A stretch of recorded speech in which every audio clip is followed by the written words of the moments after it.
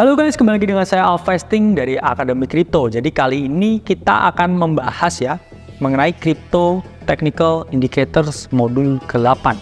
Jadi kali ini kita akan membahas mengenai Check-in Money Flow atau CMF. Jadi apa sih Check-in Money Flow? Jadi Check-in Money Flow atau CMF itu indikator ya, yang mana gunanya itu adalah melihat aliran uang.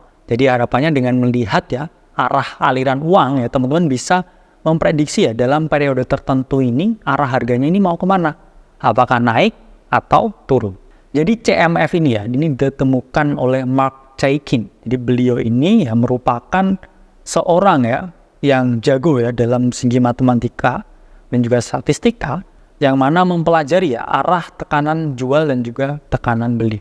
Jadi dengan CMF teman-teman ini bisa mengetahui ya arahnya ini akan kemana, oke? Jadi di sini bisa membantu teman-teman mengidentifikasi pola dan juga arah pergerakan harga.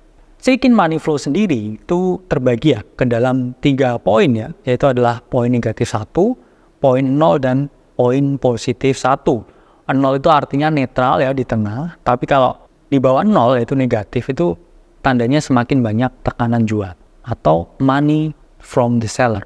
Sementara ketika harga itu ke kanan arahnya ya atau positif itu mendekati tekanan beli ya atau money from the buyer. Jadi gimana caranya teman-teman menerapkan CMF ini di dalam TradingView? Jadi teman-teman bisa klik ya bagian indicators dan juga teman-teman type in di situ ya Check-in Money Flow. Kemudian teman-teman pilih ya Check-in Money Flow atau CMF-nya dan pakai periode 20 ya di bagian settingnya. Tampilan CMF itu seperti ini ya teman-teman ya. Di tengah median itu ada 0 ya. Semakin ke atas tuh tekanan belinya itu semakin tinggi dan ke bawah itu tekanan jualnya itu semakin tinggi.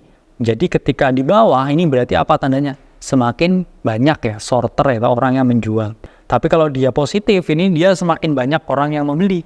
Jadi nggak bisa ya di rentang negatif 1 atau 1 gitu ya. Itu enggak. Pasti di rentang 0,1 ya, negatif 0,1 dan seterusnya. Cara menggunakan CMF gimana? Jadi di sini ya, CMF itu bisa dijadikan suatu konfirmasi breakout untuk melakukan long atau buy. Jadi ketika teman-teman hendak melakukan long ya atau pembelian, ya ini misalkan kan di sini ada area resistance teman-teman. Area resistance ini terbreak. Dan juga ketika harga break dari area resistance yang bisa jadi the new support atau di sini bisa juga harga itu langsung terbang ke atas tanpa retest, kita lihat di sini CMF-nya. Oke. Harga breakout dari resistance. Kemudian CMF juga breakout dari mediannya ini. Menunjukkan ya CMF-nya ini dalam keadaan yang positif. It means ya buyer itu berdatangan atau kecenderungannya itu adalah pembelian. Sehingga ya breakout ini didukung dengan CMF-nya. Jadi semakin tinggi time frame-nya, 4, daily, itu menunjukkan kalau di sini ya teman-teman breakout ini lebih valid. Jadi breakout ya, break resistance, teman-teman bisa membuka long di sini dengan konfirmasi bias dari CMF yang close di atas media. Nah, kemudian kedua, teman-teman bisa melakukan short di sini ya, ketika harga ini kan jebol ya dari resistance ini dan kemudian dia melakukan retest di sini. Ini harga di sini juga lihat ya teman-teman turun dari mediannya.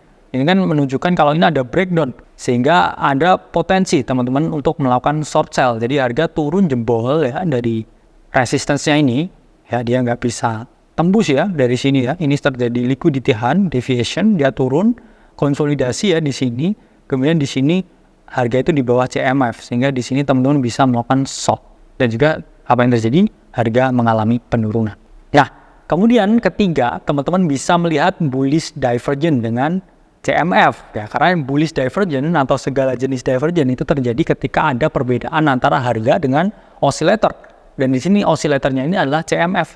CMF-nya ini lihat ya, ini naik ke atas ya, sementara harga ini turun ke bawah, mengindikasikan akan adanya suatu bullish reversal. Di sini teman-teman bisa ya pasang long dan juga teman-teman bisa target di atas sini ya, stop loss di bawah swing low-nya. Dan yang keempat ya, teman-teman bisa melihat bearish divergence, di mana di sini ya harga mengalami kenaikan ya, slope-nya naik, tapi di sini di CMF-nya atau oscillator-nya ini slope-nya negatif. Sehingga teman-teman bisa pasang posisi short sell di sini. Stop loss di mana? Di atas swing high di sini. Dan juga target profit disesuaikan 1/2, 1/3 dan seterusnya.